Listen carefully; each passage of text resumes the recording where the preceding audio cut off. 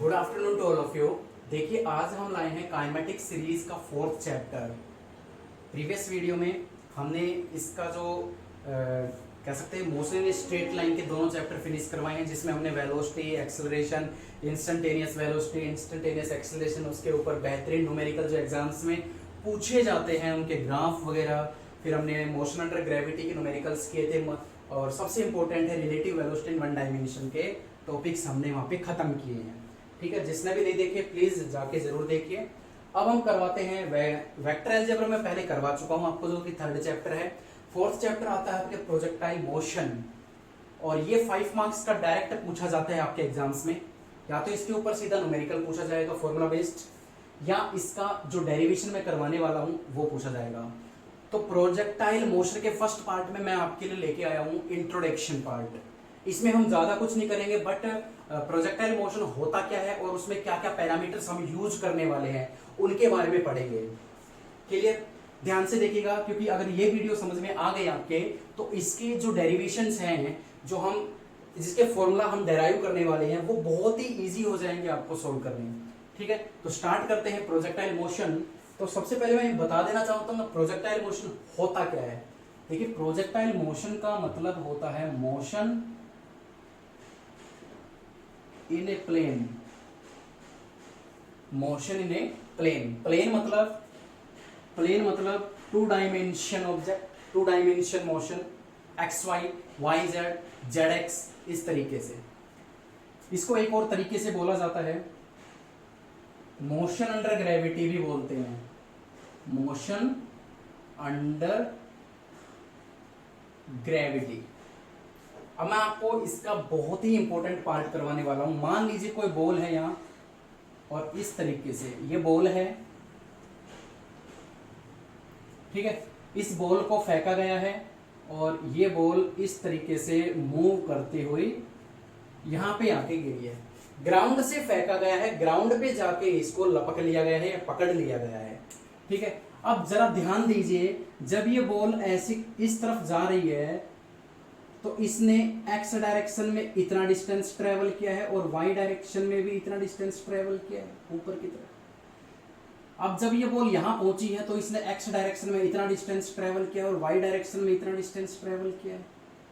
मतलब क्या है? मतलब ये है समझाने का कि ये बॉल मूव कर रही है, जितना ये आगे बढ़ रही है, आगे बढ़ने के साथ साथ ये ऊपर की तरफ भी जा रही है। यानी एक्स डायरेक्शन में ये मूव करने के साथ साथ वाई डायरेक्शन में भी ये मूव कर रही है। यहां देखिए, यहां इतना डिस्टेंस, यहां इतना डिस्टेंस, यहां इतना डिस्टेंस, यानी वाई की तरफ भी जा रही है और आगे भी जा रही है। इसी को तो बोलते हैं 2 डायमेंशन मोशन। एक्स और वाई की तरफ ये मूव करती जा रही है, इसी को बोलते हैं 2 डायमेंशन मोशन। ठीक है, तो ये तो हो गई हमारी बेसिक सी बातें कि प्रोजेक्टाइल मोशन होता क्या है। अब मैं जो आपको करवाने वाला हूं वो आपके हर एक जगह काम आएगा पूरे चैप्टर में। रटना बिल्कुल भी नहीं है, समझ के करना है।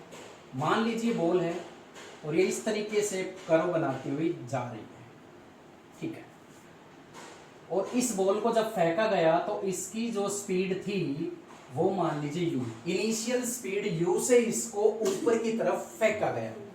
ठीक है, मान लिया। तो अब हम क्या करेंगे? Which make an angle theta with the x axis. ये हमने मान लिया कि बॉडी को जब प्रोजेक्ट किया गया ऊपर की तरफ, बॉल को जब ऐसे फेंकते हैं हम ग्राउंड पे, या बैट से बॉल निकलती है, या फुटबॉल को किक मारते हैं पैर से, तो इस तरीके का इमोशन होता है। तो जितने वेलोसिटी से ये चली, वो वेलोसिटी मैंने क्या मानी है? u, जो कि ग्राउंड के साथ कितने डिग्री का एंगल बना रही है? थीटा एंगल वो बना रही है। तो अब हम करेंगे क्या? अब हम करेंगे इस वेलोसिटी को मैं 2 रेक्टेंगुलर कंपोनेंट में रिजोल्व करूंगा, जो कि मैंने वेक्टर अलजेब्रा में समझाया था आपका। ये देखिए, एक वेक्टर टूटेगा, एक कंपोनेंट अलोंग एक्स एक्सिस और एक कंपोनेंट अलोंग वाई एक्सिस की तरफ रिजोल्व हो जाएगा।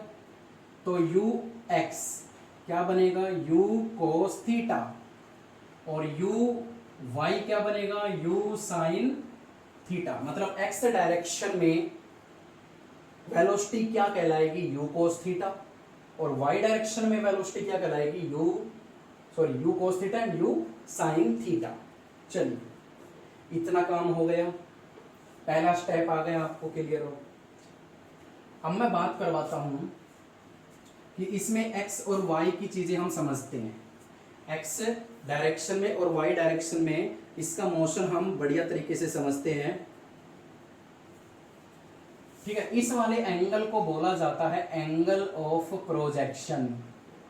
एंगल ऑफ प्रोजेक्शन, कितने एंगल से बॉडी को ऊपर की तरफ प्रोजेक्ट किया गया।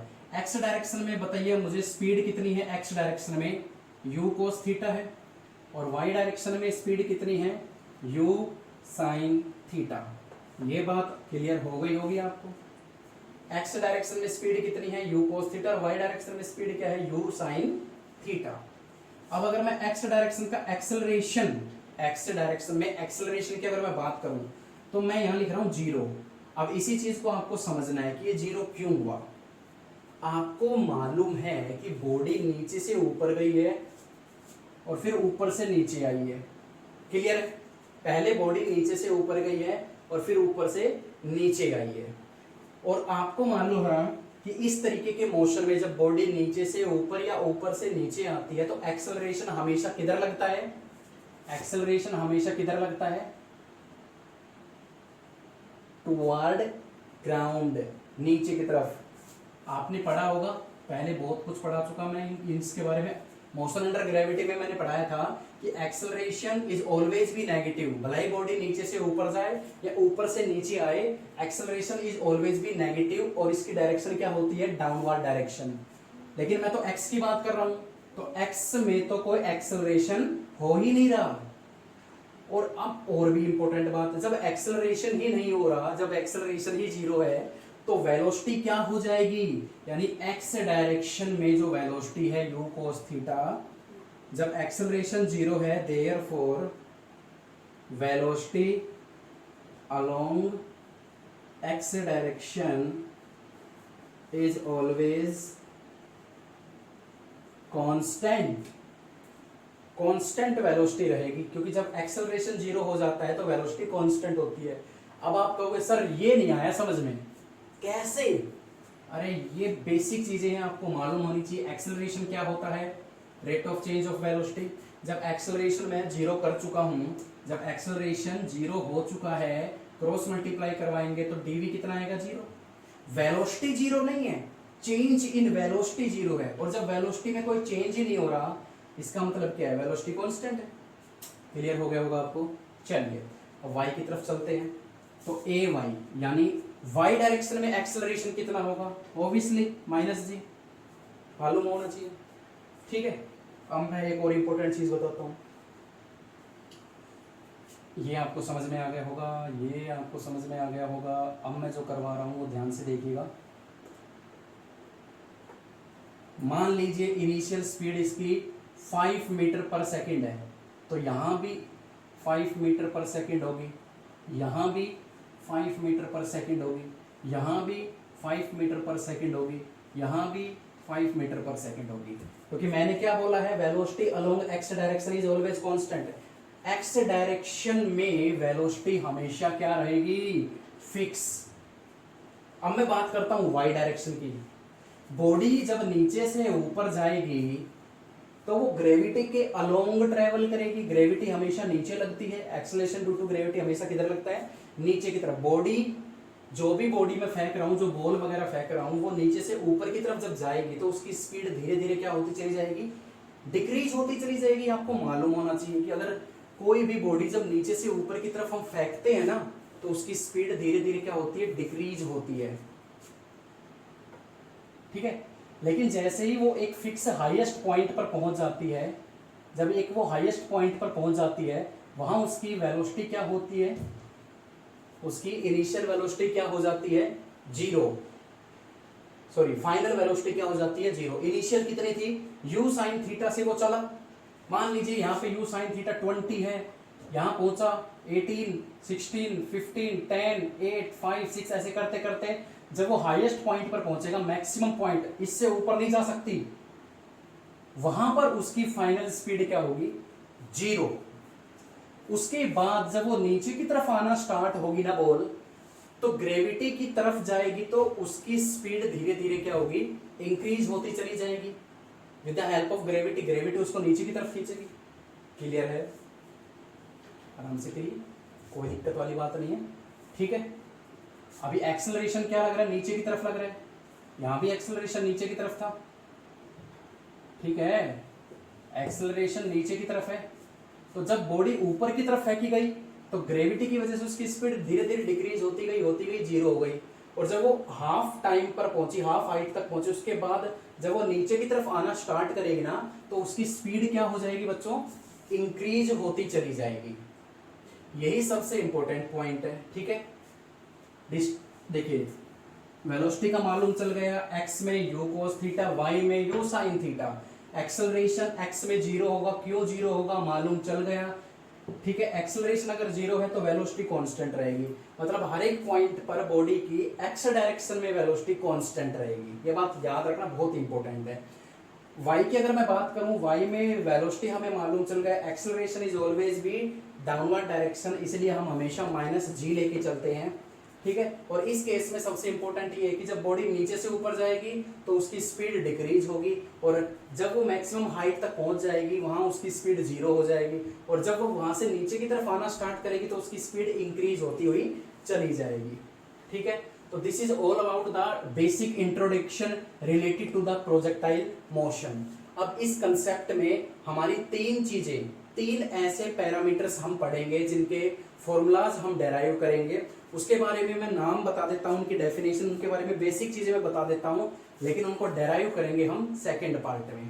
ठीक है, अब ध्यान से देखिएगा वो तीन पैरामीटर्स कौन कौन से हैं जो यहाँ पे लागू होते हैं। पहला जो पैरामीटर होता है, फर्स्ट पैरामीटर आता है मैक्सिमम, फर्स्ट पैरामीटर हम लेंगे टाइम ऑफ फ्लाइट का। कैपिटल टी से इसको रिप्रेजेंट करते हैं। टाइम ऑफ फ्लाइट का मतलब होता है कि बॉडी कितनी देर हवा में रही है, समझ रहे हो? टाइम ऑफ फ्लाइट का मतलब होता है बॉडी कितनी देर हवा में रही है। ठीक है, ये बॉडी कितनी देर हवा में रही है, यहां से चली यहां तक आने से पहले जितना टाइम वो हवा में रही है, एयर में रही है, वो टाइम क्या कहलाता है, टाइम ऑफ फ्लाइट। और इसका फॉर्मूला क्या बनेगा, 2u sin थीटा बाई जी। ये हम डेराइव करेंगे नेक्स्ट सेकंड पार्ट में। दूसरा पैरामीटर आता है इसमें मैक्सिमम हाइट का, x मैक्सिमम, इस चीज से हम इसको रिप्रेजेंट कर सकते हैं। और मैक्सिमम हाइट क्या होती है कि बॉडी, ये साफ तौर पे देख रहे हो आप, जहां पर फाइनल वेलोसिटी जीरो हो जाती है वर्टिकल केस में, वो जो हाइट होती है ना, वो मैक्सिमम हाइट के तौर पे देखी जाती है। और इसका जो फॉर्मूला बनेगा that is you square sine square theta by 2g। इसको भी डेराइव करवाएंगे हम। थर्ड पैरामीटर जो इसमें बनता है that is the horizontal range, capital R से रिप्रेजेंट करते हैं। एंड हॉरिजॉन्टल रेंज क्या होती है बच्चों, देखिए हॉरिजॉन्टल रेंज होती है बॉडी जहां से चली और जहां जहां की गिरी। ध्यान से देखिए, बॉडी जहां से चली और जहां उसका टारगेट है, जहां वो पहुंची है, उसके बीच का हॉरिजॉन्टल पाथ, यहां से यहां तक का हॉरिजॉन्टल पाथ क्या कहलाएगा, हॉरिजॉन्टल रेंज। और इसका फॉर्मूला आएगा u square sine 2 theta by g. Clear? इनको हम डेराइव करेंगे बढ़िया तरीके से सेकंड पार्ट में। अभी बेसिक इंट्रोडक्शन आपको मालूम होना चाहिए। इसमें जो सबसे इंपॉर्टेंट बात है वो ये है कि एक्स डायरेक्शन में एक्सेलरेशन जीरो होगा, वेलोसिटी कांस्टेंट होगी, और वाई डायरेक्शन में वेलोसिटी हाफ डिस्टेंस पर तो वेलोसिटी डिक्रीज होती जाएगी, फिर जीरो हो जाएगी, फिर ऊपर से नीचे आएगी तो स्पीड उसकी बढ़ती चली जाएगी। ठीक है, यहाँ पे एक चीज हम नेग्लेक्ट करते हैं, मानते ही नहीं है, जो एयर फ्रिक्शन होता है ना, वो हम नेग्लेक्ट करते हैं। एयर फ्रिक्शन यहाँ पे नेग्लेक्ट करके चलते हैं इस प्रोजेक्टाइल मोशन के केस में। तो आज के लिए इतना ही, इसको ध्यान से देखिएगा, 2 बार 3 बार इसको वीडियो को पॉज करके समझिए इस चीज को। बहुत ही इंपॉर्टेंट ये इंट्रोडक्शन था। आगे के जो डेरिवेशन हम करवाएंगे वो बहुत ही ईजी हो जाएंगे आपके लिए। So this is all about the projection, first part of projectile motion. खुश रहिए, पढ़ते रहिए। आज के लिए इतना ही। Thank you so much.